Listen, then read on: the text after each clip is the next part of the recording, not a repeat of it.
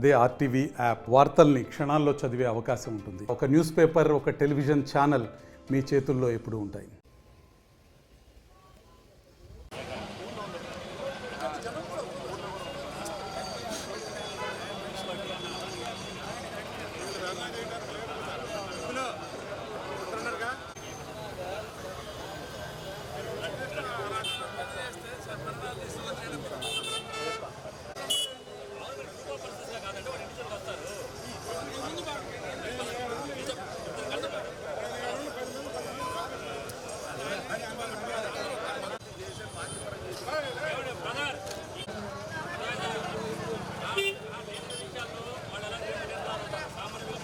ఈరోజు రాష్ట్ర వ్యాప్తంగా జగనన్న పిలుపు మేరకు జరుగుతున్న ఈ పీపీపీ విధానానికి వ్యతిరేకంగా ప్రైవేటీకరణ మెడికల్ కాలేజీలు ఏదైతే ప్రభుత్వ రంగ మెడికల్ కాలేజీలో ఈ ప్రైవేటీకరణ ఆపడానికి ప్రజల తరఫున మేము పోరాటానికి సిద్ధమై ఒంగోలు నియోజకవర్గంలో కూడా ఇవాళ మొదలైతే పోలీసులు అడుగడుగున ఆంక్షలతోటి మమ్మల్ని అడ్డుకోవడం చూస్తూ ఉంటే వాళ్ళకు వస్తున్న ఒత్తిడి అర్థం చేసుకుంటున్నాం.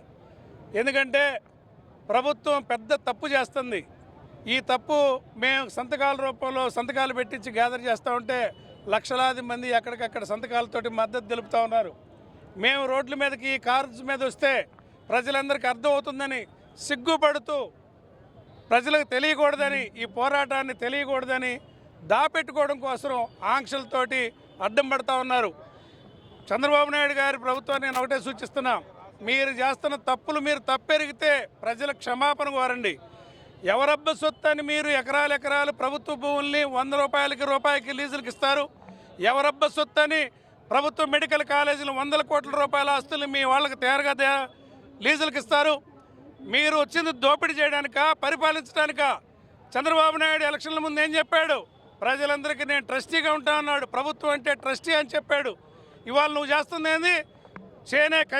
కంచె చేను మేసినట్టుగా నువ్వు అధికారంలో ఉండి ప్రభుత్వ ఆస్తులు, ప్రభుత్వ స్థలాలని అమ్ము చూపడానికా నువ్వు చేస్తుంది? రైతాంగాన్ని నష్టపరిచావు, విద్యార్థులు నష్టపరిచావు, మహిళలను మోసం చేస్తున్నావు.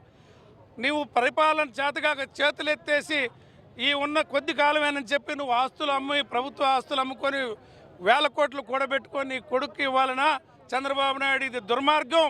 ప్రజలకు నువ్వు క్షమాపణ చెప్పి ఈ పీపీ విధానాన్ని రద్దు చేసుకోమని సందర్భంగా కోరుతా ఉన్నాం. రోజున రాష్ట్ర వ్యాప్తంగా వైఎస్ఆర్ కాంగ్రెస్ పార్టీ పిలుపు మేరకు రాష్ట్రంలో ఉన్నటువంటి మెడికల్ కాలేజీలు, ప్రభుత్వ మెడికల్ కాలేజీలన్నింటినీ ప్రైవేటు పరం చేసేదానికి వ్యతిరేకంగా రాష్ట్ర పార్టీ పిలుపు మేరకు ఒంగోలు నియోజకవర్గంలో కూడా చేయటం జరుగుతుంది.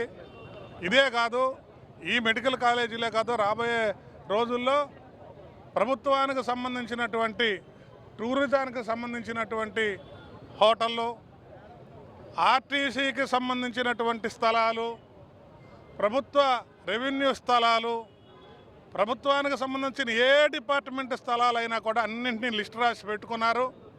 ఇది మొట్టమొదటి పేదవాడి పొట్ట మీద కొట్టేటువంటి చర్య కాబట్టి అందరం దీనికి వ్యతిరేకంగా కోటి సంతకాల కార్యక్రమంలో కూడా ప్రతి గ్రామంలో పాల్గొంటున్నారు. ఆ కార్యక్రమాన్ని జయప్రదం చేస్తున్నారు. అదే కార్యక్రమాన్ని కంటిన్యూ చేస్తూ ఈ రోజున 12వ తారీఖు నిరసన ర్యాలీలకు కూడా ప్రజల మద్దతు తెలిపారు. ఇంకా రాబోయే రోజుల్లో గవర్నర్కి కోటి సంతకాలు ఇచ్చేదానికి ప్రజలందరూ సహకరించాలని, తర్వాత ఇంకా రాబోయే రోజుల్లో ప్రైవేటీకరణకు 7-8 డిపార్ట్మెంట్ల యొక్క స్థలాలని ప్రైవేటీకరణ చేయడానికి ప్రభుత్వం లిస్టులన్నీ సిద్ధం చేసింది. వాటికి కూడా ప్రజా ఉద్యమాలు చేయాల్సినటువంటి అవసరం మన పార్టీ మీద ప్రతిపక్షంగా ఉన్నది. దీనన్నిటికీ కూడా లోకల్ నాయకత్వానికి, రాష్ట్ర నాయకత్వానికి ఇక్కడున్న కార్యకర్తలు సహకరిస్తూ ప్రజలందరినీ మోటివేషన్ చేస్తూ దీన్ని రాబోయే రోజుల్లో ప్రభుత్వ ఆస్తుల ప్రైవేటీకరణ అనే ఒక నినాదం తీసుకొని దానికి వ్యతిరేకంగా, ఈ ప్రభుత్వానికి వ్యతిరేకంగా మనందరం కూడా ప్రజల మద్దతు కోరి రాబోయేటువంటి రోజుల్లో ఈ ప్రభుత్వాన్ని కూలదోసి ప్రజాప్రభుత్వం అయినటువంటి వైఎస్ఆర్ కాంగ్రెస్ పార్టీ ప్రభుత్వాన్ని తెచ్చుకొని మళ్ళీ పేద ప్రజలందరూ సుఖ సంతోషాలతో ఉండాలని కోరుకుంటూ దీన్ని జయప్రదం చేసిన ఇక్కడ ఉన్నటువంటి కార్యకర్తలందరికీ కూడా ధన్యవాదాలు తెలియపరుచుకుంటూ భవిష్యత్తులో ఎంత కష్టమైనా నష్టమైనా మీ అందరి సహకారం కావాలని కోరుకుంటూ చుండూరు రవిబాబు గారి నాయకత్వంలో ఒంగోలులో రాబోయే రోజుల్లో ఇంకా పెద్ద ఎత్తున ఉద్యమాలు జరుగుతాయి. వీటన్నిటికి కూడా మీరు సహకారం అందించాలని చేతులెత్తి నమస్కరించి ప్రార్థిస్తున్నాను. తెలుగులో న్యూస్ కి ఫాస్టెస్ట్ యాప్ ఇప్పుడు టోటలీ న్యూ అవతార్లో జస్ట్ 5 సెకండ్స్ లో కంప్లీట్ న్యూస్. సోషల్ మీడియాలో ట్రెండ్స్ కి one stop solution. Live TV app voice search option తో ఇప్పుడే డౌన్లోడ్ చేయండి లేదా అప్డేట్ అయిపోండి. యాప్ లింక్ డిస్క్రిప్షన్ లో ఉంది.